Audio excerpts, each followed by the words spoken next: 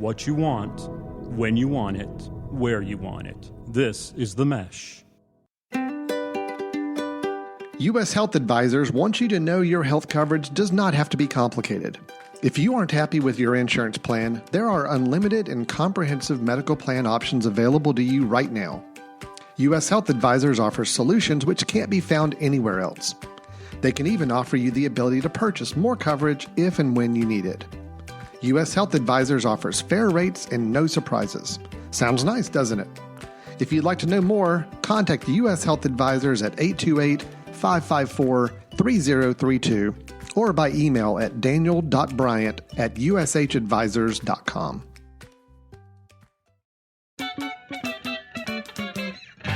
Footcandle Films. Film news and reviews from two guys who really like movies.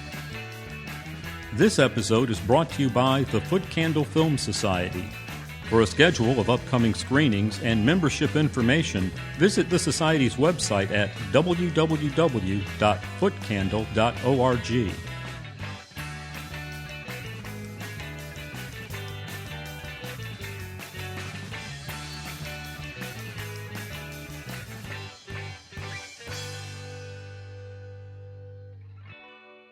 Hello and welcome to a very special edition of Footcandle Films here on the Mesh.tv. My name's Alan Jackson. This is Chris Fry with me. We are both co-directors and co-founders of the Footcandle Film Society and Footcandle Film Festival. And we are here just hours away after having watched Cats. Yes. Yeah, I can't wait to talk about it. There's been a lot of stuff about it's such a spectacle and everything. We've got a 2-hour discussion of Cats planned right now. Awesome. To jump into. It's big enough just to talk about that alone. It's such a big holiday because there's movie. no other big film starting out this weekend. Cats. So we'll maybe table Cats for another time when we have more time to talk about it. Oh, okay. But as it is right now, we kind of need to address a film that we just recently saw within the last 24 hours. And that is the latest Star Wars, The Rise of Skywalker. That's going to be our only review today. We're going to go through that because it's just so critical. Chris and I have sat down and discussed the last 4 or 5 Star Wars movies that have come out in our series here. This is the supposed last one of this Skywalker saga. So we want to dedicate this whole special episode to just this discussion. So Chris, you ready to jump right into this? Sure. You and I have not discussed this yet. We both recently saw it at separate screenings over the last 12 to 24 hours. So now we're going to have our first chance to sit down and talk about it.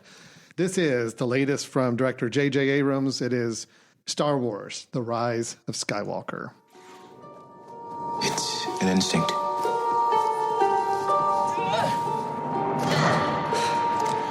A feeling. Force brought us together.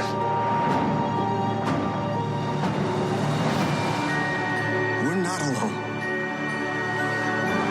Good people will fight if we lead them. People keep telling me they know me. No one does. But I do.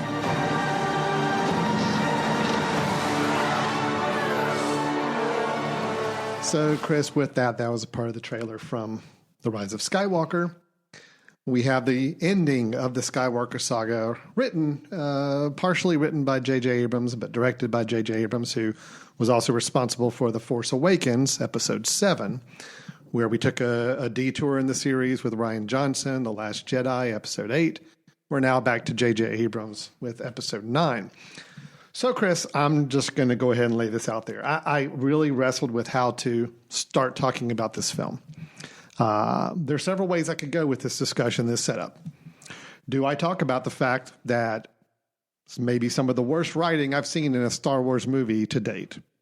And I feel like it was an overdone plot, overwritten, way too many plot conveniences, way too many J.J. Abrams MacGuffins for me to shake a stick at.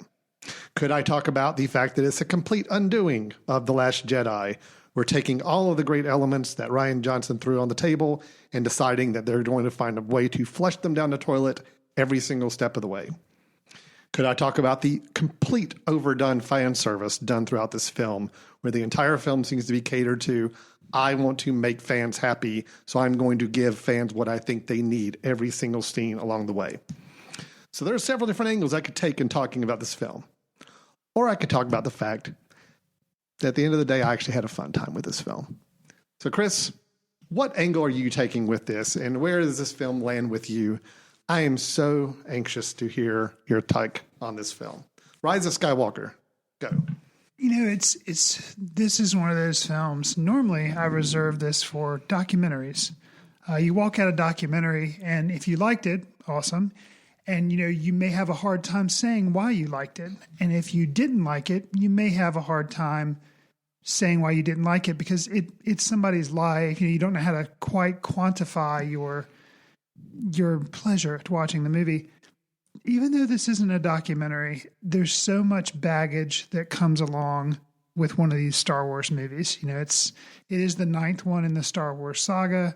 We've had independent films or, kind of standalone things like Solo and Rogue One that, some people really hate. And so, it's hard to separate the fandom from the movie, from all the stories you hear surrounding it.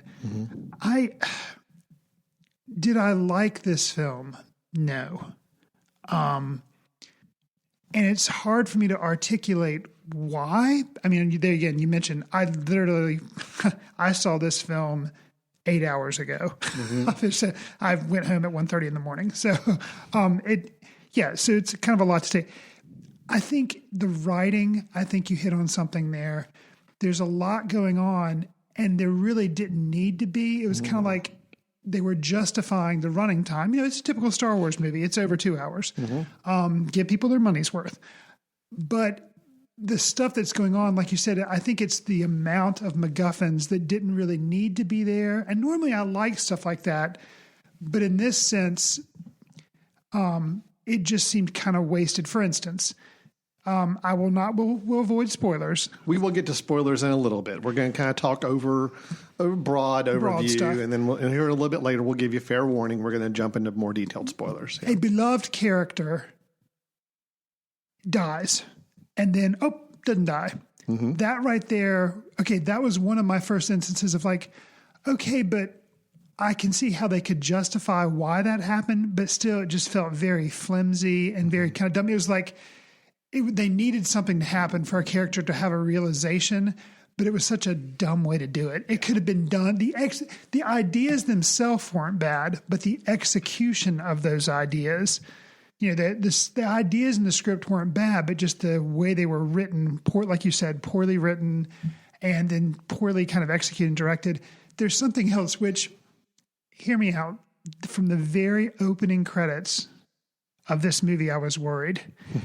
The opening crawls of every Star Wars movie, they're kind of, in a way, hokey or whatever, but you just kind of, you get in the galaxy long, you get that, then you get the Star Wars logo, and then you have the crawl.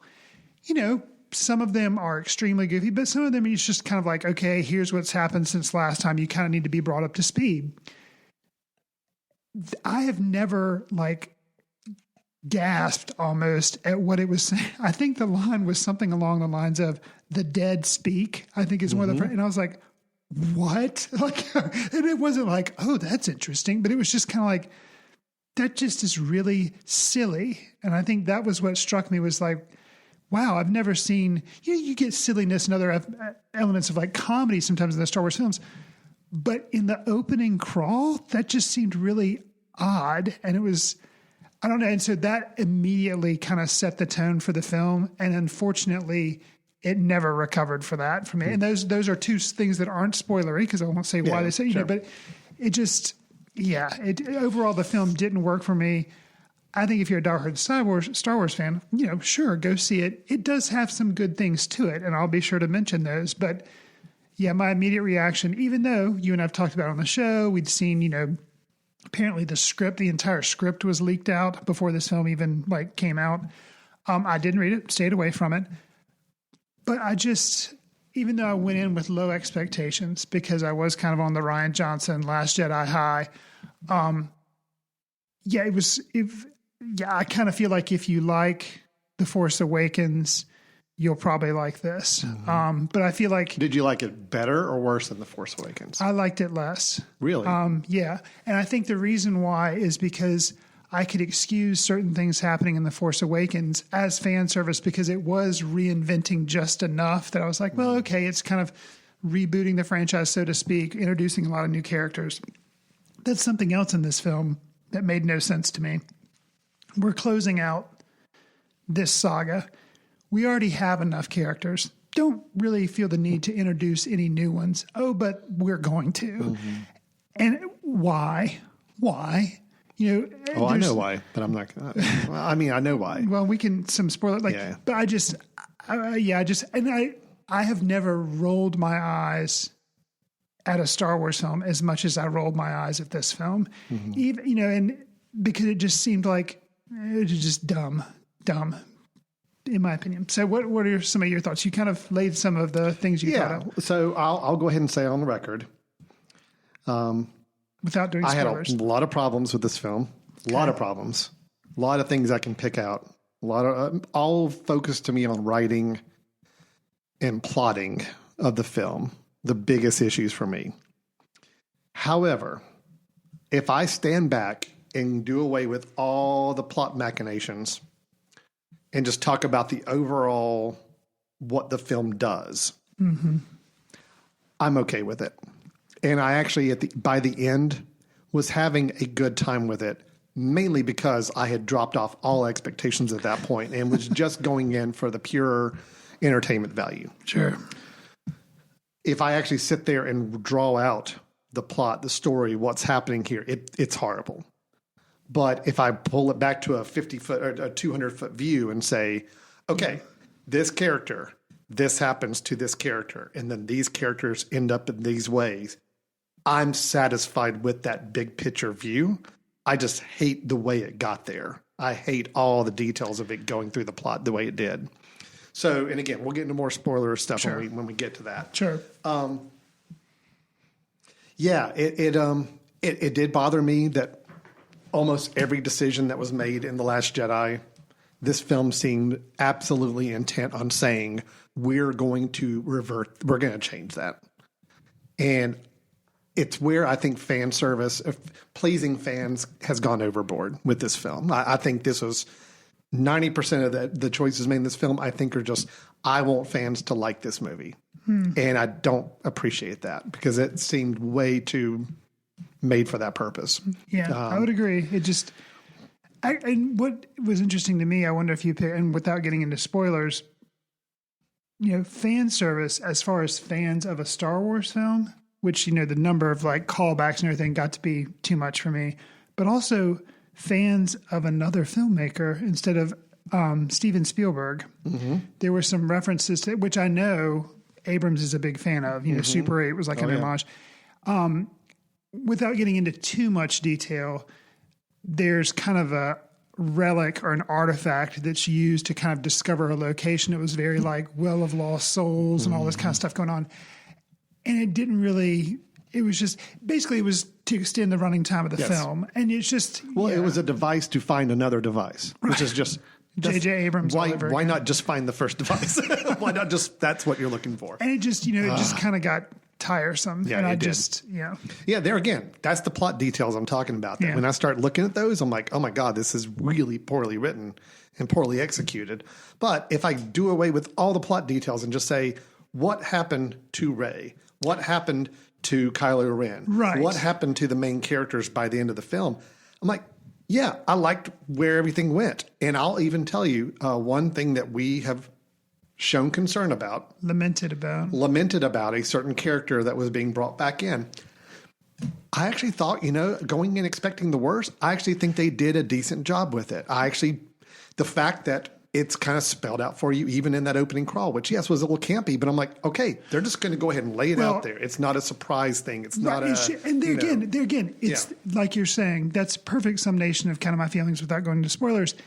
It's not the fact that they laid out the idea. It's just how it was done. Sure. Yeah, the writing of that opening crawl. Was sloppy. Because, you're right. The individual, the kind of one key player that comes back in, you and I were really worried about it.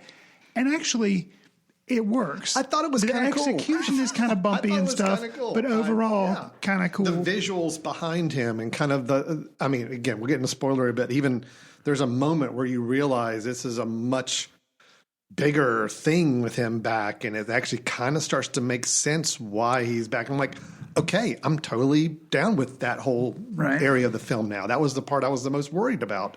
And I'm actually kind of digging that part, those instances were some of the better parts of the film, whereas all the stuff that was kind of glommed on to that storyline, that's what didn't work. No, you're right. It's the details. It's the plotting is what killed this film. Yeah. But the ideas, the big picture stuff, and I think the way it all resolved and it came to an end, I was pretty happy with. I will admit the ending, it's over the top fan service. Yeah, it's over the top. Let's tug at your heartstrings and all that. It worked for me. The last 10, 15 minutes, I'm like, okay, this hasn't completely redeemed this film, but I'm coming away with a positive feeling where the first hour of the film had me really scared to death because it was just felt like so overwritten, so overdone, so much going on that I just didn't feel like they were letting stuff breathe or really naturally take place. So I'm really mixed on this film. I had a good time with it by the end. I'm kind of talking with my son on the way home. We're kind of geeking out about some parts of the film and all that. But yeah, if I sit down and really look at it and say like, boy, but it was a mess. I mean, it was an absolute mess to get to the point it got to for me. Something else that, I can speak to that annoyed me about it, and it's just a particular taste thing, it's with a lot of criticism. The love boatness of it all became very tedious. Rey and Kylo, Rey and Finn, Rey and Poe, Poe and Zori, Finn and Jana, Jana or whatever her name was, Finn and Rose. Like you're saying, who are you? Yeah, they don't make any sense why they're there. It's just how much more can we complicate, like who likes who? And I'm like, I don't care about that. I don't want to care about that. That's not. They introduced 3 characters in this movie that really had no reason to be there. Did not add anything to the movie, in my opinion. Okay, so Zori? Which one is that? That is the one that wore the body armor type thing. Yeah, the one that Poe knew from. Yes. Zori. I liked her character, but it had no point in being in this movie. Agreed.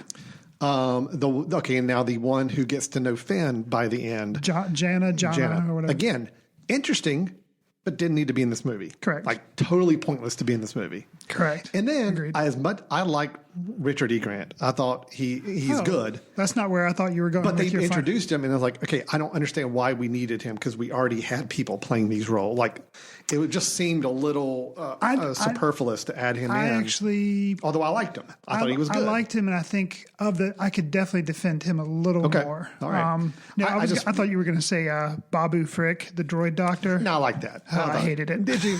I liked it. You got to. I'm coming. It's Star Wars. You got to have one cute puppet animated character that's kind of new each time. You had the Porgs in the last one. I mean, and I don't know. They didn't overuse him. The 2 or 3 times he pops up, I thought he was kind of funny. The last one was the worst when he popped up. And they started doing that. There again, it was like, we got to cram stuff in. Opening minutes of the film, Finn is walking through, I think he's in the Millennium Falcon at this point. I can't remember. He's in a ship. And he comes around the corner and he sees this alien creation, this, tentacled, orange, yellowish looking thing. And like immediately is like so happy to see him. And of course says his name. So we know which character. And I'm like, what? Why? And then the fact that that's just dropped. I just why? Well, why did I don't understand. Things didn't make any sense to me. I completely agree. I don't agree with on the last chapter of the film of the saga, and you're trying to you've got some great characters with Rey, Finn, and which Poe. He did a great job introducing in The Force Awakens. He did a great job. That was my favorite thing about The Force Awakens was the introduction of those 3 characters and seeing their dynamic. The one thing I will fault The Last Jedi for is they separated those 3. Those 3 didn't have hardly any moments together in Last Jedi, which I do think was one misgiving I had with that film. See, I could defend that. But well, I can defend it, but I missed it. I mean, it was just something I felt like was missing. J.J. Abrams did do a good job of bringing the 3 of them back together and seeing the interplay with them. And I love those 3 characters, so I was happy with that. You don't need anybody else. You've got the 3 of them. You've got Kylo Ren. You've brought back this one character from all the other movies, and I thought it was okay the way they brought him back. That's all you need. That is all the characters you need. You got Chewbacca, you got Leia, all the people that are still remaining. Cool. Do not introduce new characters with all new backstories that have no impact on the main story whatsoever. I thought it was really pathetic. And I guess this is what you're talking about. kind of flushing stuff down the toilet from Last Jedi. Rose Tico, the way she was handled was pathetic. Oh, it was horrible. It was terrible. It was almost a slap in the face to show her occasionally, and you realize that she's just regulated to working a computer on the ground, and that's basically it. Is it a spoiler to talk about the character that shows up in this movie that has not appeared in the new movies yet? That's kind of the classic character. I think he's in. He's in the trailer. Okay, so I can say it. I can say his name. Yeah, Billy D. Williams. Yeah. Oh, yeah. No, that one. Okay, yeah, that's like on the poster, the name. All Lando. You're fine. Okay, Yeah, Lando. Yeah. I thought that was terrible, and I don't think he did a bad job. But I kind of felt like when watching him, he's kind of like, okay, what am I supposed to really do here? Why am I here? He didn't really know why he was there. The actor, I don't feel like he was happy to be there, to be nice to fans, but he's kind of like, what am I doing? That's it. It's fan and the service. fact that he shows up more than once, he's like, okay, I still kind of don't know what I'm doing here, guys, but I'm just gonna, say some things that sound wise and keep going. He delivers one of the creepiest lines that I think I've ever heard in the Star Wars film. And this talking about his last line? I don't think it's his very last one, but now I understand it's a callback, but it is a really creepy callback when he says, "Give my love to Leia," and he's like, "Do it yourself." Like there's just kind of this like weird. I don't. Well, I didn't. To me, it's not. To me, it's a fan service joke. Yeah, but because I know, but you remember in the films, he had a thing for Leia. Sure. He was always flirting with her and all that. So right, but it's total callback fan service. But it was kind of creepy to me. It was creepy. Well, I was talking about his last line where he's talking to Jannah. Oh, yeah. About Jannah's past. Yeah. And they're like, oh, well, let's go explore that. I'm like, and that to me is like, okay. Here's another movie about to happen. No, it's coming to Disney Plus, a new show, I'm sure. It's going to be the adventures of these guys. That's the kind of things that just infuriated me with the film. But again, when I pull back and look at the big picture of the film, I don't think about those little subplots. I am focused on Rey, Kylo Ren, Finn, and Poe. And I will say, for those four characters, and we can talk about Rey and Kylo because that's a big plot of the film. Right. I dug it. I thought it worked. I don't like the details. There's a lot of little details in between that didn't work for me, but their storylines in general worked for me. And I think if it wasn't for those storylines and the way they were resolved, I would detest this film. As it is now, I'm more infuriated with this film that it still got me emotionally. And it still got me invested with these main characters, but to do it in such a sloppy way to get there. And I think regardless of, I was surprised that J.J. Abrams, who's directed several movies, I've never thought of any of his movies, regardless of whether I really liked them or not, as sloppy. And that's what was kind of surprising to me was I felt like this was sloppy. Now, we'll just say from a behind the scenes standpoint, okay, I get it. J.J. Abrams was not supposed to do this movie. Who was? Colin Trevorrow. Which he's credited as being one of the script writers. That's right. So, Colin Trevorrow, supposedly, his whole script and idea for episode 9 centered around Leia. Okay. Carrie Fisher passed away. Right. All right. Sucks. That really sucks, obviously, on a much deeper level than just the movies. Sure. But it did impact this movie. J.J. Abrams was brought in probably in Star Wars development time last minute to make changes and to get it on board. Then I'm sure Lucasfilms, seeing the blowback they got from Last Jedi, is probably throwing in a lot of, hey, look, fix these things, make fans happy, do all this. Right. So, okay, the messiness of the film, I don't think lies solely on J.J. Abrams' lap. But obviously, he's the one that is steering the ship. And maybe he did the best that he could with the script that he was given. Somebody I heard on another this morning, I was listening to some other just news about it, and somebody made it perfect. They said, he was dealt a poker hand that there's no real way to win with. Did he do the best he could do with it? Hard to say, knowing what he was given. I don't think he was going to do the best he could do with it, but I think it probably could have been worse if it wasn't somebody like J.J. Abrams at least trying to steer the ship to do it. Yeah, I everything else I've got to talk about really. Well, I'm only just talk generality. I thought Daisy Ridley and I thought Adam Driver were both really good. I'll agree. I said I would touch on some positives here in the spoiler-free part. I thought, Daisy Ridley, Adam Driver, they to me carry the film. Yes, They're I agree. Star power. I like Oscar Isaac's Poe. I felt like he was all just comic relief in this film. He did have a moment towards the end of the film that I thought was really nice, kind of where he had to take on kind of a leadership role. And I thought it was done well. And he's a good actor. I like him. I think he was more frustrating for me in this one. Yeah.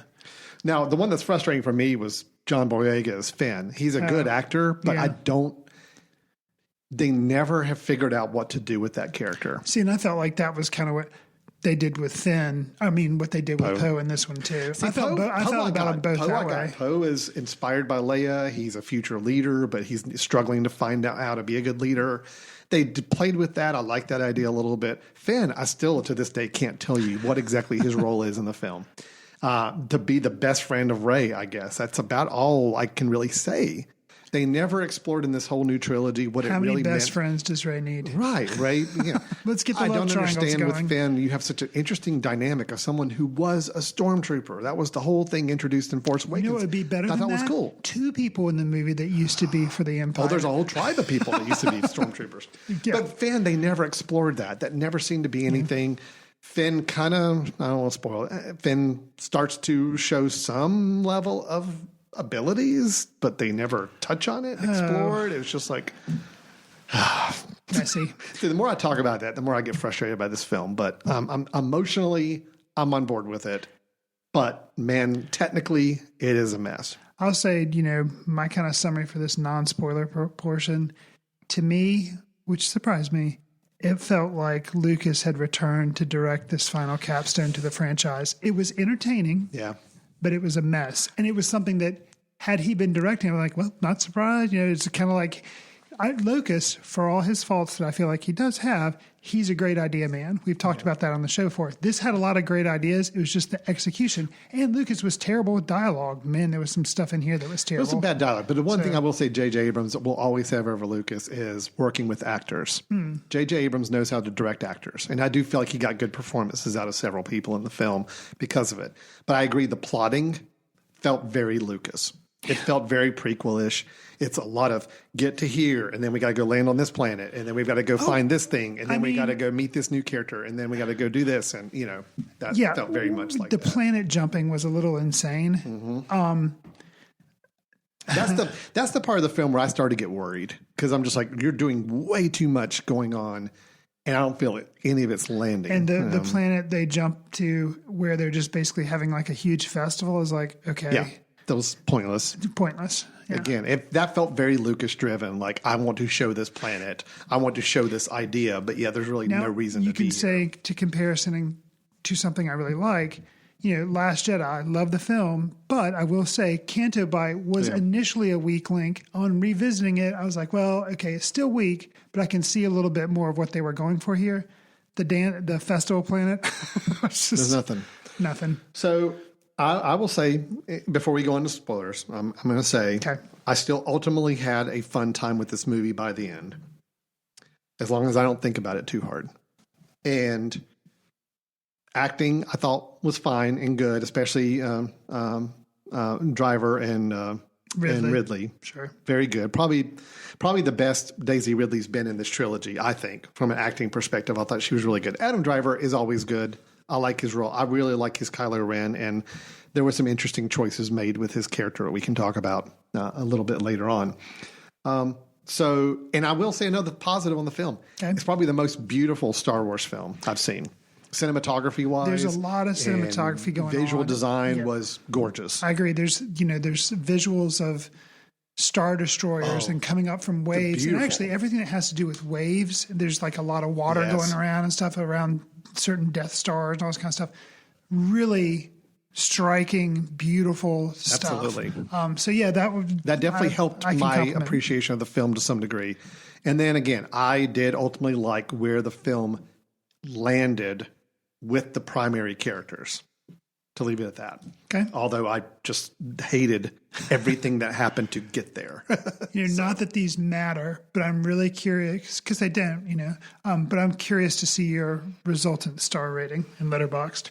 Well, I've already determined my 1 through 9 ranking of these Star Wars films. I know. I'm very clear where I am with to that. geek out, that's kind of interesting because immediately after the film was over, I kind of thought where my star rating was, and it's still a little fluctuating. But ranking wise, yeah, I'm really curious to see where this film falls as far as yeah. You and I differ on comparison to Force Awakens. I like this better than Force Awakens. Yeah, and maybe after I see it a second time, maybe I do like it better than Force Awakens because I felt like where Force Awakens was just purely a carbon copy of A New Hope, and actually every Star Wars movie tried to be it was a carbon copy of. This one definitely had some carbon copy moments, especially to Return of the Jedi. But I felt like it was at least different enough and added enough uniqueness to it, and I like more. There were more cool elements of this film, moments I liked. Where Force Awakens, I've never really had a desire to go back and watch it again. I just haven't. I saw it twice in the movies. Since I saw it in the movie theater, I don't think I've seen it again. I just really haven't had a desire to. Last Jedi, I've seen a couple of times since I saw it in the theater because I love it. Force Awakens, I never really went back and revisited because there just wasn't anything there that grabbed me at all. This film, there's some moments that grab me. There's some moments that I don't mind wanting to go back and revisit or show to somebody else. So see, and but anyway, on my rating side, it's still better than the prequels for me. Okay. Prequels are still bottom 3, no matter what. Force Awakens is the next on the list. There is a big gap for me between the prequels and Force Awakens. I generally thought Force Awakens was okay, just didn't love it. This one is right above Force Awakens. Then we start to go Return of the Jedi. Then we go like original Star Wars, A New Hope. Then we go Last Jedi. Then Empire Strikes Back. So that's my rating. I'm very confident with it at this point. I do think these prequels, the J.J. Abrams one, are the least of the non-prequel movies. Got you. That makes sense. Mm-hmm. Rian Johnson's is pretty darn close to one of the best. Still can't top Empire Strikes Back, but it's up there. And then the original Star Wars and Return of the Jedi are they're good. They're classic. There are elements of them I love. And obviously they're very important to my childhood and me growing up. So they're always going to be in that top tier. But that's where I am with this. Okay. Spoiler. Do we want to go into spoilers? Sure. Okay. So here's the deal, guys. We have nothing else on this show other than talking spoilers about Star Wars. So if you have not seen it or you don't want to be spoiled, you're done. You're free to go. You can shut it off. We'll see you at the next episode. Take care. But if you want to hear us talk more spoilers, we're going to do that right now. Tell you what, let's play a little bit more of the trailer for a few more seconds. That'll be our little transition there. So, you're coming together.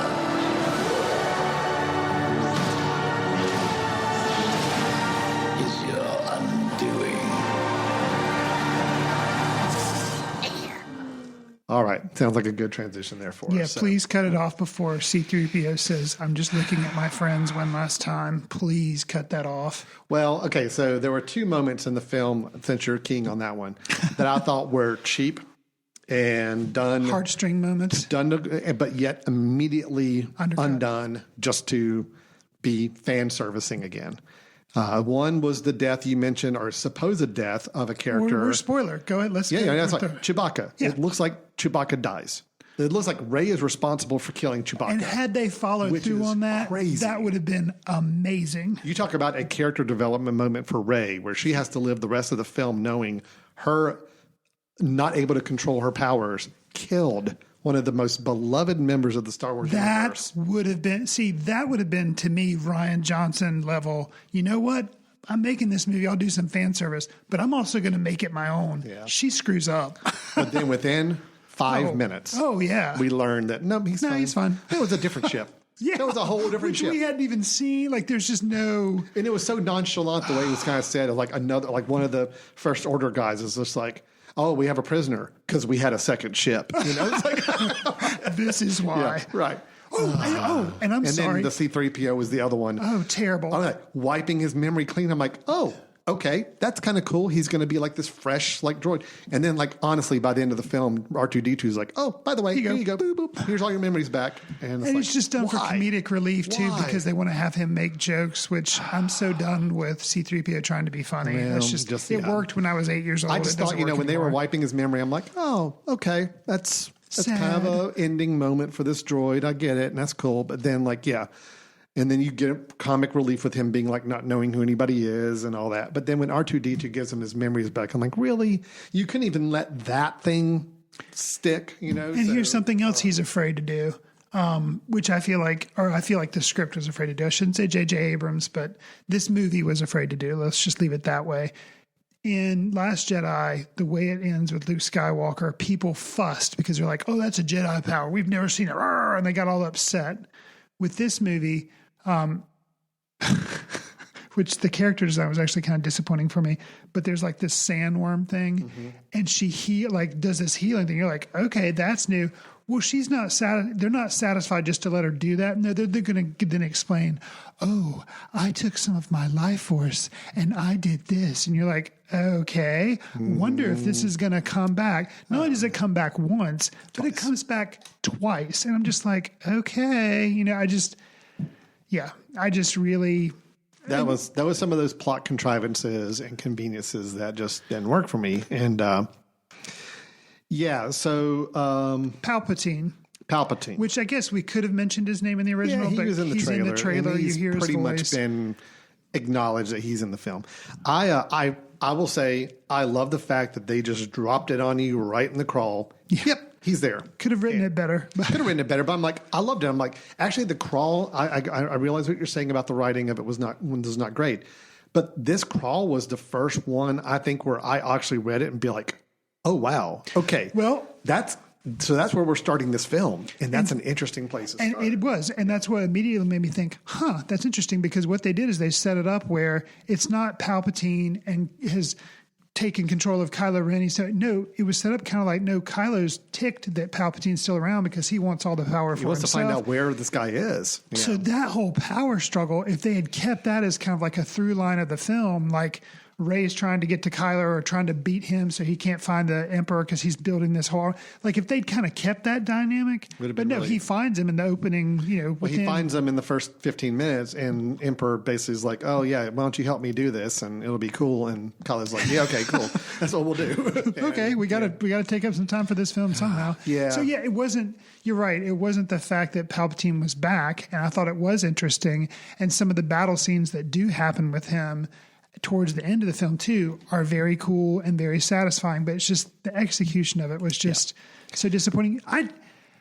I'll say with Palpatine, when they first showed him, and he is basically almost like a reanimated corpse. Oh, he is, which is awesome. Yeah, he's like, kind of on life if you're going to do this, let's do it really creepy and cool, and it was. Yeah. And the fact that he was kind of hung by some sort of like robotic arm thing that was kind of moving him around because he obviously didn't have like his full body or full control of his limbs. I'm like, okay, if you're going to do the Palpatine thing, this is good. This is really good. Like his face only was illuminated when there was lightning, and it was like these dead eyes. And it was like, okay, I'm totally digging this. I'm like, I am absolutely on board with where they're going with this now.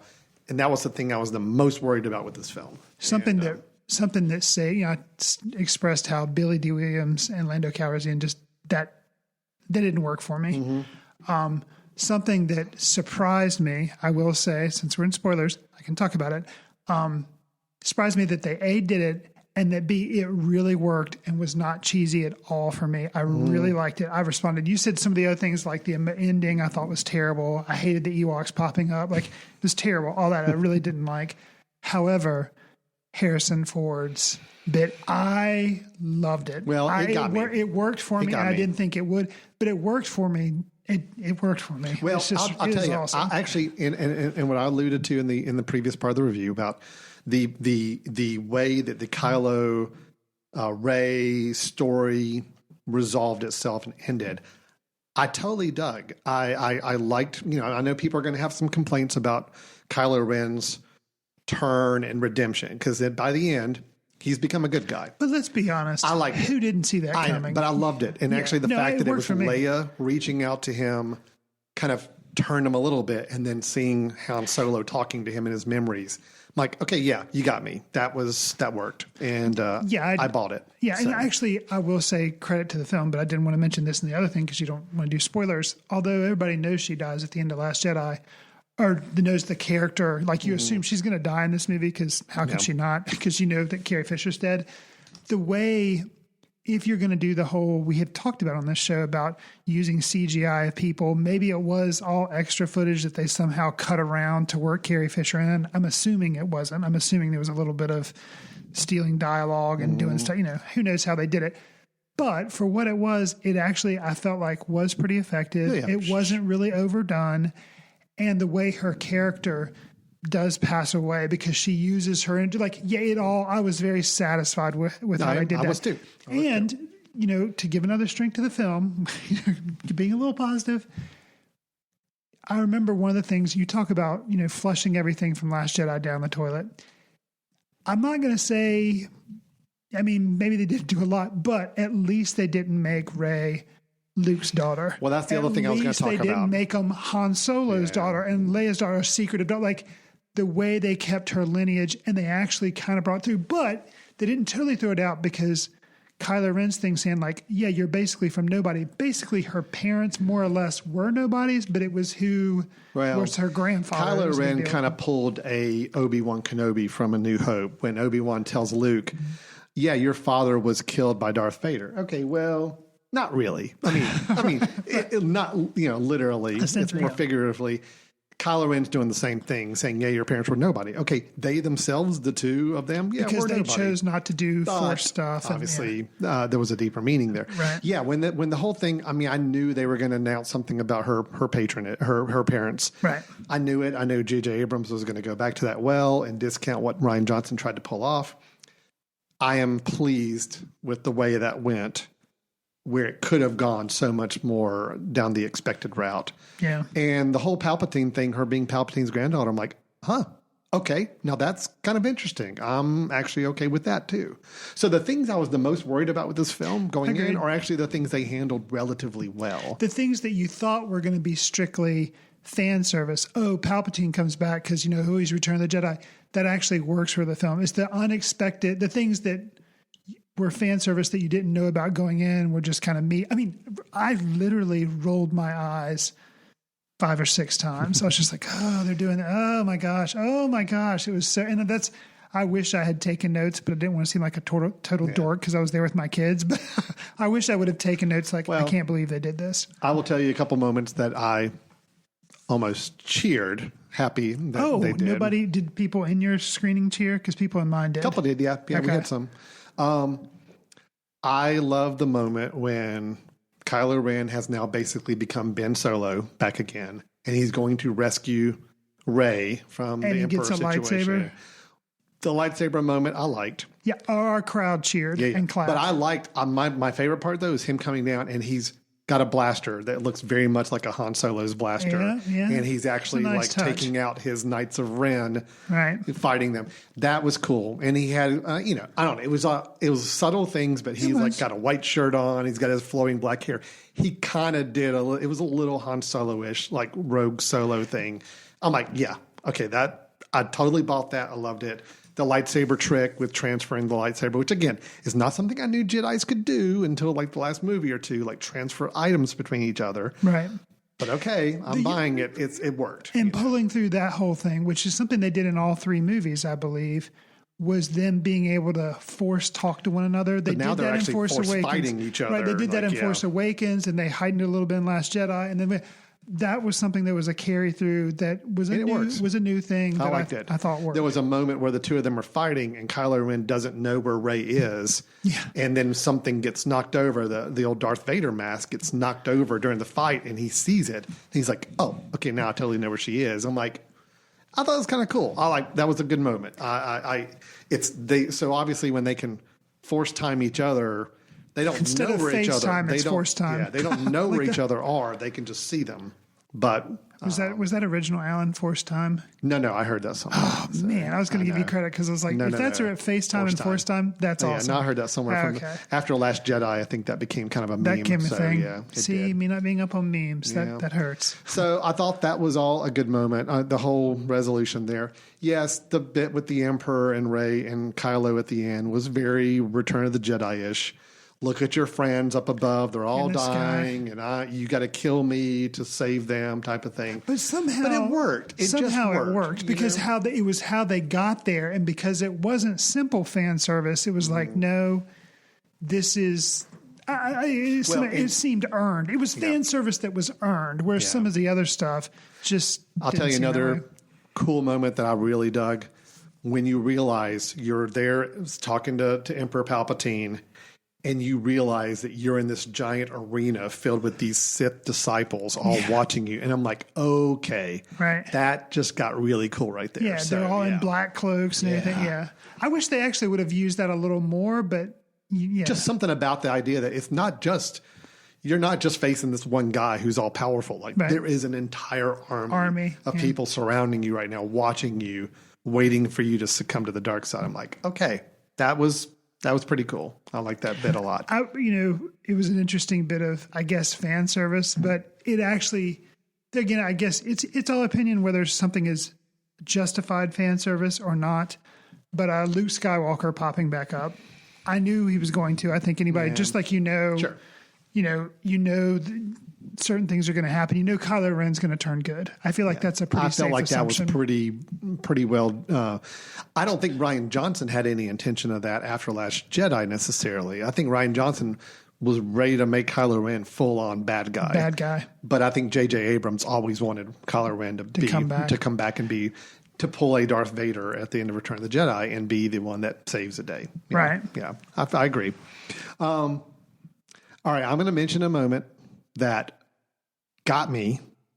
It is absolute ridiculous fan service. It is so over the top, so makes no sense how this would have come together. And you probably rolled your eyes. But I still will say, like I said, there's a lot. I rolled my eyes at a lot of fan service moments in this film. There's one moment though that I had to kind of geek out about with my wife and kids afterwards because they had no idea what it meant. Chewie's medal. Oh my gosh. Terrible. I loved it. Terrible. I loved it. Only because I definitely rolled my eyes at that. I know you did. And unfortunately, that was so it's how a film starts and how a film ends that determines a lot of your opinion because sometimes you tend to forget what happens in the middle. Yeah.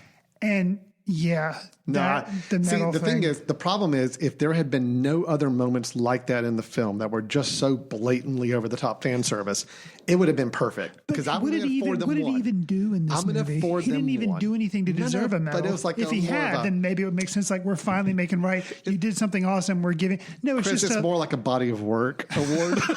Right. So, Chewie, you've kind of been around. You're like one of the only originals that didn't die in this 9 movies. So congratulations, you get an award. Right. Oh, it did work for me because it was something where we walk out in the parking lot afterwards. I'm just like, okay, guys, do you understand what that was supposed to be for?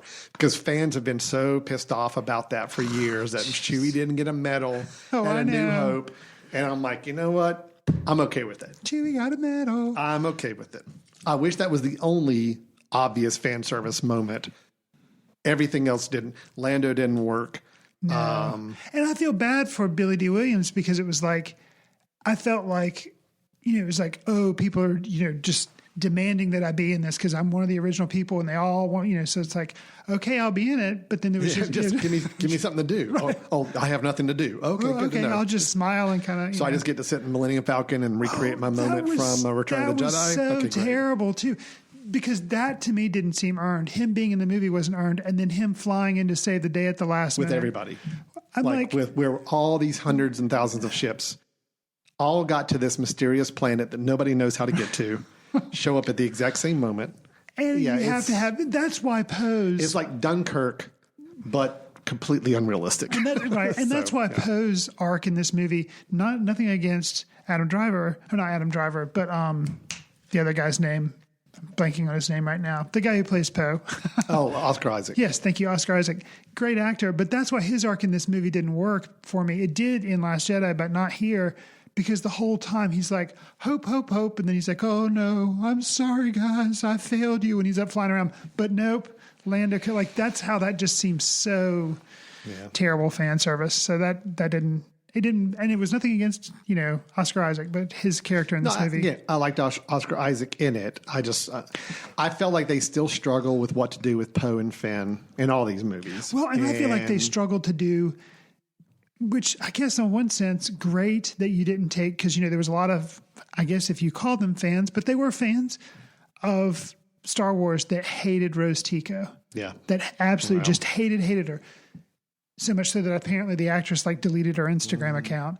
She's in this film, but it's such a thankless thing. It's why bother putting her in? Just take her. If you're not going to give her anything to do. So I think it was great that they at least didn't erase her, because that way it lets the people who hated her win. But in a way, it's just I almost rather she not be in the film if they're not going to do anything. Well, and I get it that maybe J.J. Abrams had no interest in exploring whatever was going on between Rose and Finn in Last Jedi, but there was a connection with those two. Oh yeah.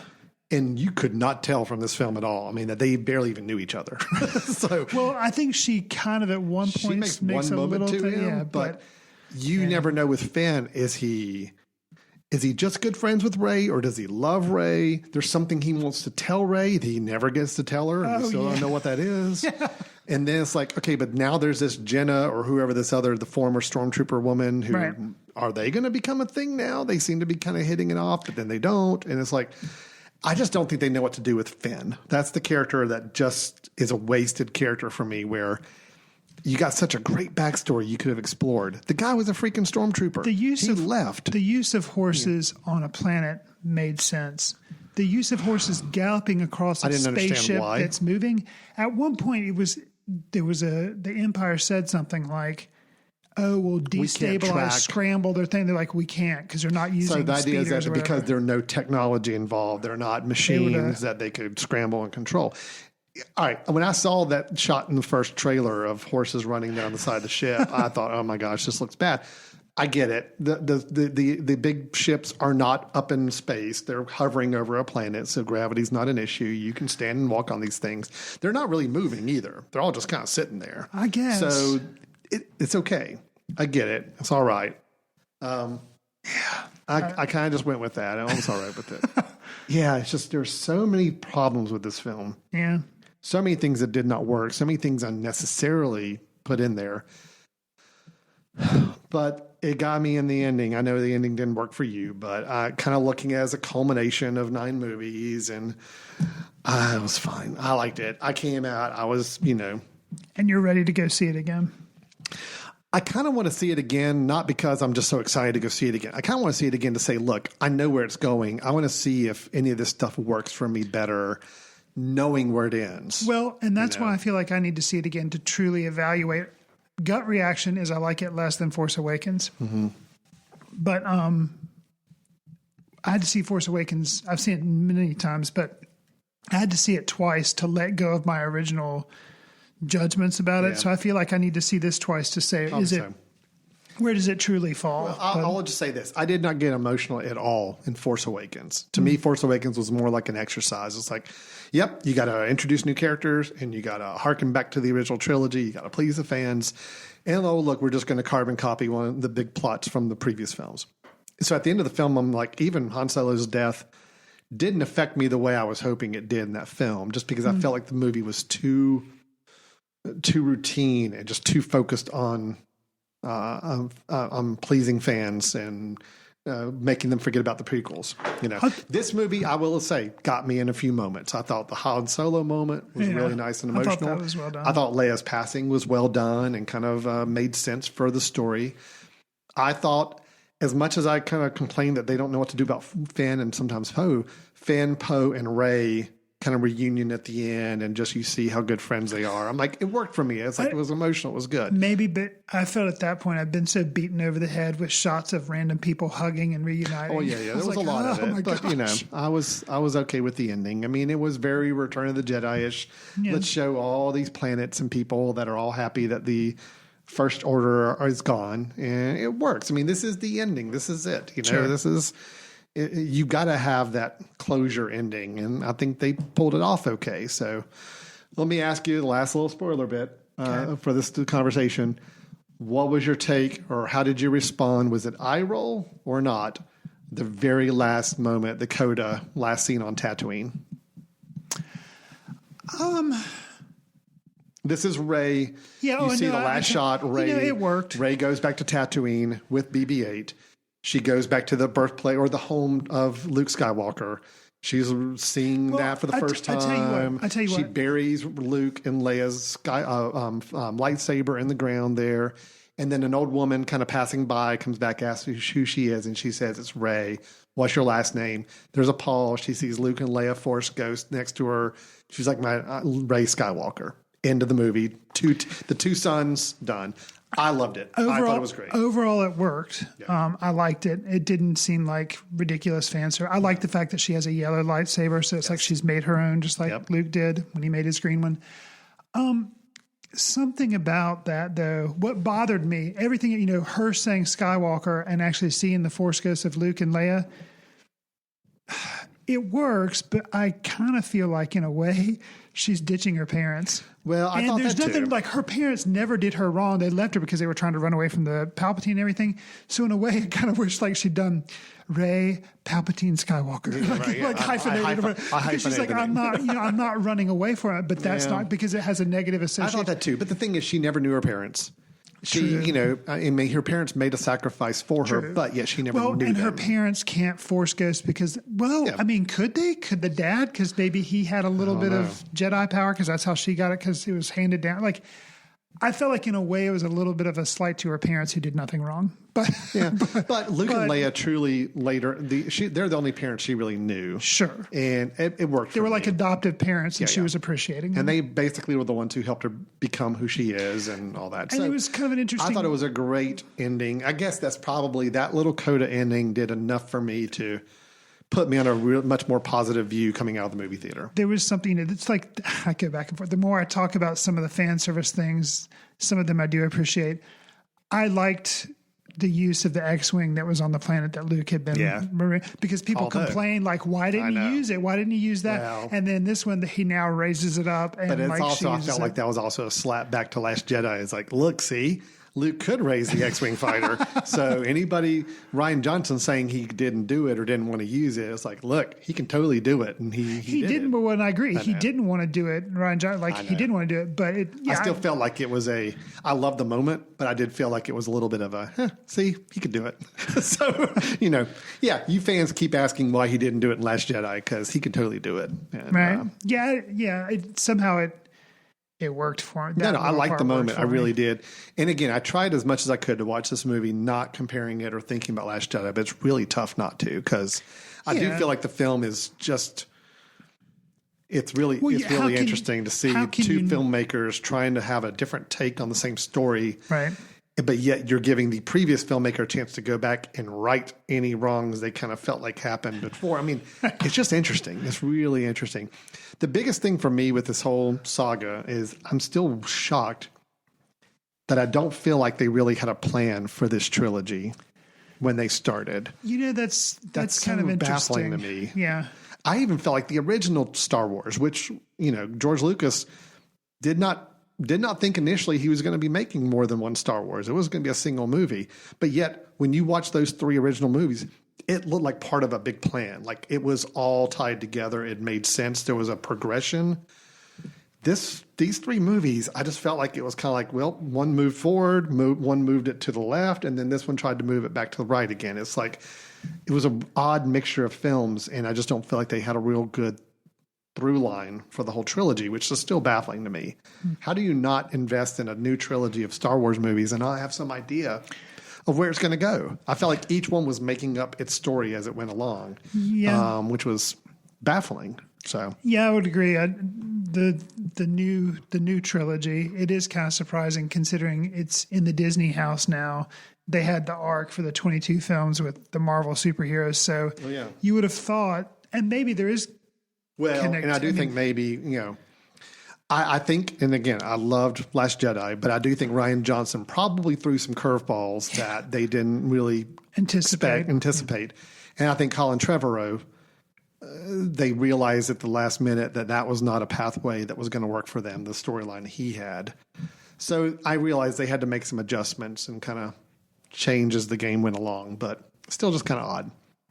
I felt like we're watching two separate storylines altogether. The J.J. Abrams storyline, the Rian Johnson storyline. So here we are, we're wrapping things up, but this has occurred to me because I thought to say it earlier.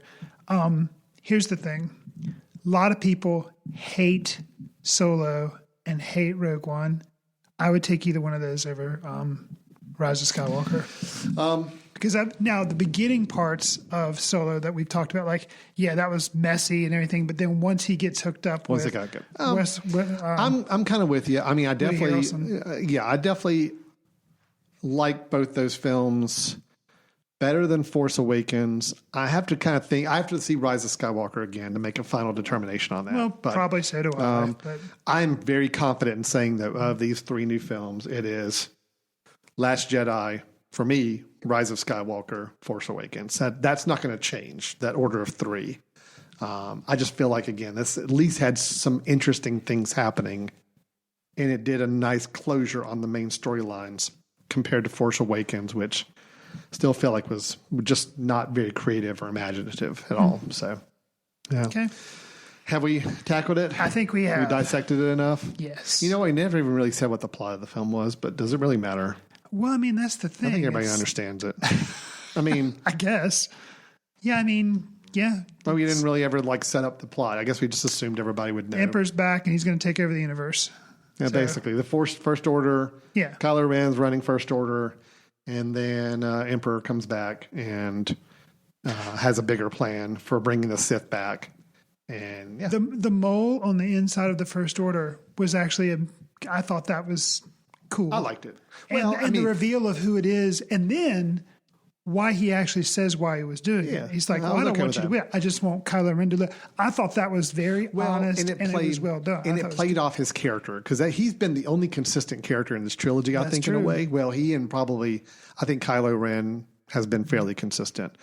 But Hux, Hux has been a weasel since the first moment we meet him. Yep. And I liked the moment when they were about to be executed, Finn and Poe, and then Hux shoots the actual stormtroopers. I'm like, okay, that was nice. Let's talk about fan service. Okay, so we're not done yet. We're not done. I keep thinking of things. I mean, it's Star Wars. We knew we weren't going to do 2 reviews for a reason.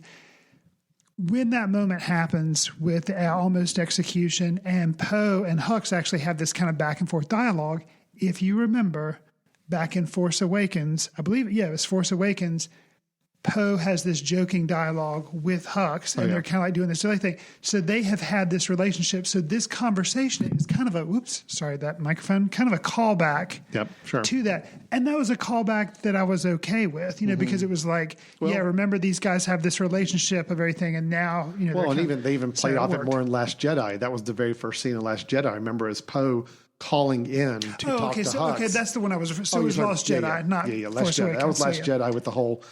It was like a phone call type of thing. Joke. Yeah. So they have this very antagonistic relationship, and so it worked. And no, I was good with that. And then I loved even Richard E. Grant's character, saying, shooting Hux and being like, "Yeah, we found our mole." So Okay, here's what, in full transparency too. Here's why he could have been given more, but the fact he wasn't kind of worked for me, because the Sith, they always have these shadow people, and you don't know who's an apprentice and who's not an apprentice. So Palpatine, he was a senator and you never really knew what he was doing. He was kind of underhanded. This guy's working for the First Order, but it's the whole time. You're talking about Richard E. Grant's character? Yeah. Okay. He's basically working for the Sith, but he's in the First Order, but he just kind of is doing stuff. But, you come to find out kind of when he talks to Palpatine, he's basically like a Darth Maul type person that's hidden within, and he looks just like, I'm marching around doing whatever Kylo Ren tells me, but I'm secretly working for you. So he was actually a mole within the First Order for Palpatine in a way. So that kind of worked, that they didn't do a whole lot with him, because it was kind of like I get where this guy's truly coming from. So I liked it. But are we done now? Yeah. We're done. Okay, I don't have anything else to say. The saga can end.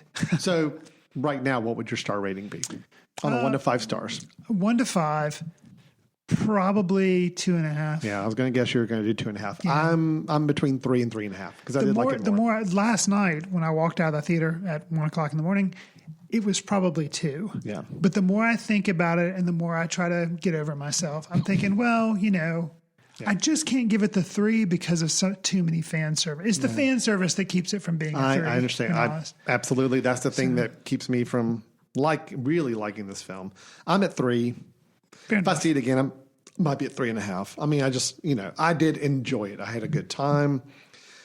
Once I turned my brain off and stopped trying to be frustrated about some of the choices they were making and trying to not pay attention to the plot, which was just dumb and horribly written, I ultimately had a good time with the film. It had the clunkiness of a Transformers movie to dump on the Transformers franchise, but which we do a lot. I haven't done it in a while, but that's what was surprising to me. It was more clunky than I'm used to for these. Yeah. So I'm at 3 right now. 3 to me is like, all right, you can watch it. It's fine. It's good. Nothing to write home about, but it's okay. Sure. But for what it's worth, my son, my 13-year-old son, who's kind of my movie partner, and we end up watching a lot of stuff together. He really liked it, and we both went in with very low expectations. So I think it works. I think anybody who did not like Last Jedi, if you're one of those people, you're right, probably will really like this kind of movie. Probably. If you liked Force Awakens, yeah, this is Force Awakens like on steroids, basically. But for me, who liked Last Jedi, I still found enough with this one to say that I thought it was, at the end of the day, it was fine. Just, man, J.J. Abrams, he's a director that I had so much respect for back when he first started. The whole Alias TV show I thought was wonderful. I really liked his Mission Impossible movie. And I liked how he set up Lost and that TV show, kind of creating the concept of that. So when he did Super 8, and I realized he's just aping Spielberg, then he did Force Awakens much later than that, and I felt like that was just aping the original Star Wars movies. And now this one, I feel like was just kind of a mess written wise. I don't know. I'm not confident in him as a director anymore like I used to be. So I feel like he just plays too much to try to twist people's expectations, but at the end of the day, he's still going to give you what you want, fan service wise, and that's no fun. That's not a creative way to make films. So, okay, I think we're done. Okay, officially done. Yeah, see you in the ticket line. All right, take care. Thanks, everybody. All right, bye. Watch films in the company of like-minded people in the dark. Watch films in the underground. We won't let anyone know where you are. The films that don't make it to Carmike at the mall, or ones that were famous when Grandpa would watch films out of the reverence of the heritage of an art. Watch films through the courtesy of Footcandle Film Society. Special thanks to Carpal Tuller for the show theme music. For more about Carpal Tuller, visit www.carpaltuller.com. You've been listening to The Mesh, an online media network of shows and programs ranging from business to arts, sports to entertainment, music to community. All programs are available on the website as well as through iTunes and YouTube. Check us out online at themesh.tv. Discover other network shows and give us feedback on what you just heard.